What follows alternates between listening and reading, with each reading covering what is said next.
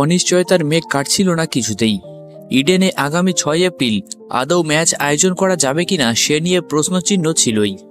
এবার জানা গেল সত্যি 6 এপ্রিল অর্থাৎ রামনবমীর দিন ইডেনে হচ্ছে না কেকেআর বনাম লখনৌ দ্বৈরথ। তবে দর্শকদের জন্য সুখবর হলো দিন পাল্টালেও ইডেন গার্ডেন্সেই হবে ম্যাচ। শুক্রবার বিসিসিআই এর তরফে জানিয়ে দেওয়া হলো 6 তারিখের পরিবর্তে আগামী 8ই এপ্রিল ইডেন গার্ডেন্সে মুখোমুখি হবেন রাহানে ও পান্থরা। বিকেল 3:30টায় শুরু হবে ম্যাচ। তবে ইডেন থেকে যে গুয়াহাটিতে ম্যাচ সরছে না এ খবরেই খুশি কিন্তু নাইট ভক্তরা। আগামী 6 এপ্রিল রাজ্য জুড়ে পালিত হবে রামনবমী। শহরের বিভিন্ন প্রান্তে বেশ কিছু মিছিল বেরোতে চলেছে রামনবমী উপলক্ষে। তাছাড়া সাম্প্রতিক অতীতে রামনবমীকে কেন্দ্র করে রাজ্যে অশান্তির ছবিও দেখা গিয়েছে।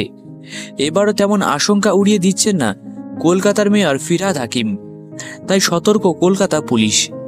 রামনবমীর দিন ইডেনে ম্যাচের নিরাপত্তা দেওয়া সম্ভব নয় বলে সিএবিকে চিঠি দিয়েছিল পুলিশ। পরে সিএবির তরফেও জানানো হয় নিরাপত্তার কথা মাথায় রেখে ওই দিন ম্যাচ সরানোর পথে এগোনো হচ্ছে। এরপরই প্রাথমিকভাবে শোনা যায় কলকাতা থেকে সরে যাবে ম্যাচ, গুয়াহাটিতে হতে পারে।